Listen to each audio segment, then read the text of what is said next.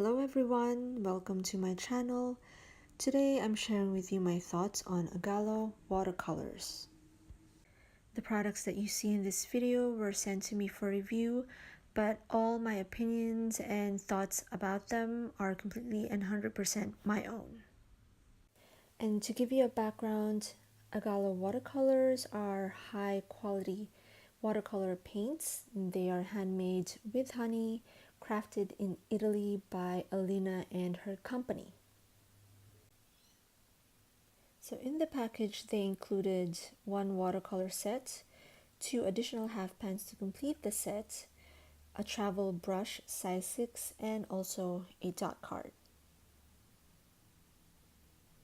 The company also carries watercolor paper and sketchbooks called Carta di Amalfi. They are handmade, 100% cotton, pH neutral, and they come in 200 GSM, 300 GSM, 320 up to 500 GSM in cold press, rough, and hot press paper. For now though, I'm going to set those aside and focus more on the watercolors. So the set that I got is called the Classic, which was suggested by Alina, the owner of Agallo Watercolors, because according to her, it's the most versatile set, especially in terms of mixing colors. And it's a complete set, ready for any theme that you may want to paint.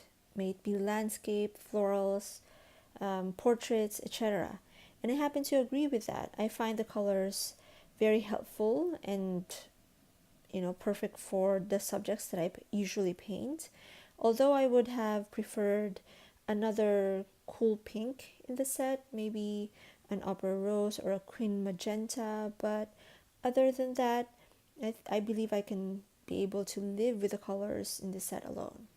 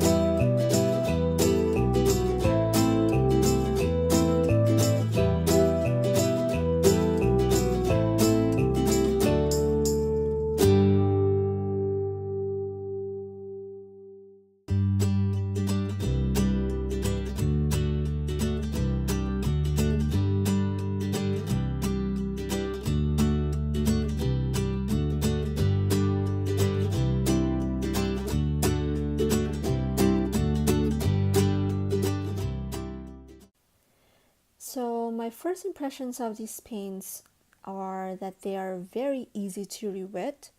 It doesn't take much moisture for me to lift the pigments from the pan, which is always good. They are very pigmented and a little goes a long way. And the consistency kind of reminds me of Schminke watercolors in that it's very creamy and buttery and really lovely to use. As you can see in this demo painting where I'm painting multiple layers to create a bunch of tulips, to test the glazing ability of these paints, I can see that it's transparent, if you want it to be. And I use a bit of water to dilute the paints, and it does give you a luminous look in the end. If you use the pigments in full strength, I find that some of the colors have beautiful granulations as well. I don't normally like handmade paints because generally speaking they tend to end up being too grainy and the pigments and the binder separate in the pan as if they're not milled properly. But with this product I didn't really experience that. In fact, it kind of feels like it's your run-of-the-mill high quality mass produced paints, but I say that in a good way. Overall, I really am happy with this paint and I will continue to use it in my other projects. And I'm really glad that I was able to test this paint because it has given me a new perspective in terms of handmade watercolors, that there are handmade watercolors out there that are exceptional. And I hope I gave you a little bit of insight and that this helped you in some way to decide whether or not to get these paints. But yeah, for now I hope you enjoy watching this demo. I'm painting, like I said, a bunch of tulips, and I'll see you in my next video. Thank you for watching.